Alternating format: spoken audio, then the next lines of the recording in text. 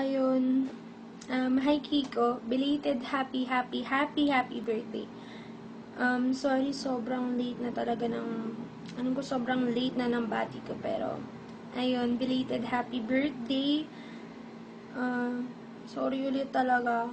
Basta, may gift pala ako sa'yo. Sana magustuhan mo. See you soon. Ayun, sorry Sorry talaga ulit. Medyo naging busy lang about din sa nangyari sa father ko. And medyo depressed pa. Ayun, happy birthday. Wish you all the best. Sana wag ka magbago kasi as in talaga, alam mo yung ikaw yung kahit sikat na, kahit ang daming babaeng naghahabol sa'yo, sobrang down to earth mo pa rin. Tsaka hindi ka nagmamayabang. As in, never kitang nakitang nagmayabang or anything. Talagang sobrang bait mo, sobrang down to earth nga. Kaya ang dami nagkakagusto sa'yo. Ayun, stay the same talaga.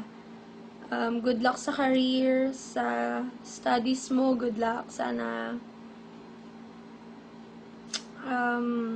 yun, pagpatuloy mo talaga lahat.